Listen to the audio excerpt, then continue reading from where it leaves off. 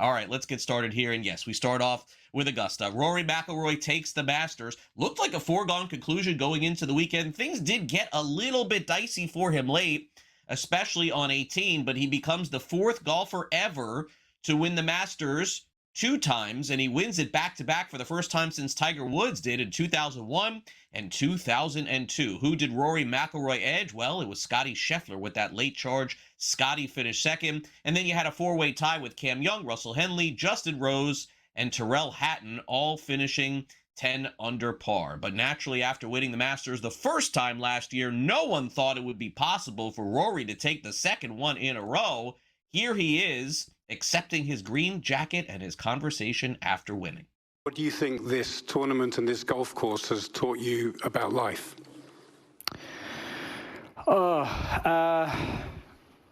Good things come to those who wait, maybe.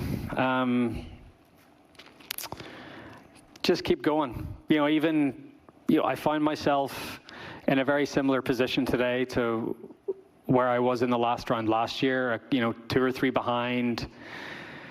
But I played solid golf after that. I was 4 under for a 11-hole stretch there, which is what I needed to do to give myself that cushion going up the last. And I just tried really hard to focus on myself. I thought if I could get to 14 under, I thought that everyone else would struggle to get to that score, so that was the number I had in my head. I got to 13 on the last, and had that 2-shot cushion, so didn't quite get there. But just keep going. Just keep your head down and keep going. And if you put the hours in and you work on the right things, eventually it'll come good for you. Great weekend for Rory. Meanwhile, Scottie Scheffler looks like he will participate in this coming week's tournament, the RBC Heritage Open. We'll preview that coming up later in the week. Rory, of course, will take some time off. All right, also taking some time off in the NBA. Is this the end of the coaching era for Doc Rivers, who's coached basically a third of the league at this point? He is departing as head coach of the Milwaukee Bucks, according to ESPN.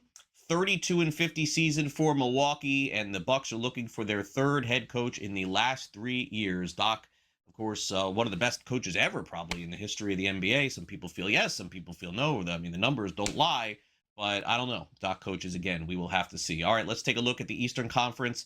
We've got the playoffs all set here. Of course, the play-in games are later this week. The 8th seed will take on Detroit. They're the number 1. The Celtics are number 2. Hawks, Knicks coming up, 6-3. Raptors, Cavs, 5-4.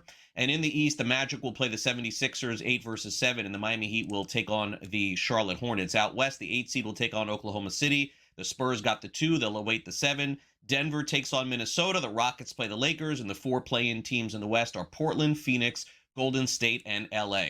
The reason why the Orlando Magic are headed toward the play-in is they couldn't capitalize on the Boston Celtics basically handing them the game yesterday. Boston didn't start Tatum. They didn't start Brown. They didn't even play some of their top starters. Celtics still win. They beat the Magic 113-108. Orlando was 13.5-point favorites in this game, and they still couldn't win. Baylor Scheierman had a career-high 30 points, 7 rebounds, and 7 assists. Wow, what a disappointment for Jamal Mosley and his Magic as they fall to the 8th seed. 8 players available tonight. How do you explain what happened? You got to give them a ton of credit. Those 8 players played hard. They played their hearts out. They played together. They moved it. They shared it. And they made a ton of shots. Some of that was given to them by us. We turned that ball over 19 times for 23 points. That's part of it. Again, they had a ton of shot making going on, and then us turning it over was a part of that big cause. I know you're still digesting this game, but what could you say about Philadelphia having to go there in the 7-8 play-in game? Yeah, I mean, this is the opportunity right now, and that's all we can do. You can't control what happened in this game tonight. This one is done, and so you got to make sure you focus your time and attention and energy all on the Philadelphia 76ers right now. I believe right now the Magic are just trying to get through this season. Doesn't appear they're going anywhere. Nets didn't go anywhere. And by the way, couldn't cover a 23.5-point spread last night. You kidding me? Raptors beat the Nets 136-101 in one of the biggest point spreads of the season. Scottie Barnes had 18 points, and now the Raptors have clinched the 5 seed in the East. Here's Darko Rajakovic on the Raptors getting a higher seed in the 5 than they had just a few nights ago. Boston beating Orlando, that we're going to be the 5th seed. obviously that was not, we never set a goal of, get this seed or that seed. We were just focusing on our work, focusing on things that are in our control. And, the hands played out well for us this year. We won 46 games, 16 games more than last season. We saw a lot of growth from this roster. And the best part of it is that we're going to have opportunity to play in the playoffs. And, as much as all of those games meant to put us in the playoffs, it's going to be an amazing experience for our team to go in the playoffs. And we're just going to take one game at a time as well. So our mentality is not going to change. We're going to try to win one game and then to win this next game and see where we end up. Good regular season for Toronto, not so much for the Miami Heat, although they did win their final game of the regular season. They beat Atlanta 143-117, so Miami is the 10 seed coming up in the play-in games. If Miami wins, they have a shot to go deep in the playoffs. If they lose, they would get the 12th pick in the draft. So that's what fans are weighing right now. What is worth it for Miami at this point? We know the Heat are going to fight, and they've been a play-in team before and come out of that and done very well. So Erik Spoelstra says there's some track record here to potentially go far. Yeah, I don't know. Like it is like the NCAA tournament. It's like FIBA. It's harrowing. It's nuts. You have to absolutely embrace it. It makes you feel alive. That's for sure. If you're a competitor, you don't want to have to go. You don't want the season to go the way it can to put you in the play-in. But once you're in it, it's exhilarating, and you have to embrace the competition. Embrace how every single possession really does matter. It's a game 7. And so I just want our guys to take on that challenge, and do whatever is necessary, to get that one. You can't think ahead of it. You can't think of, 2 up, 2 down.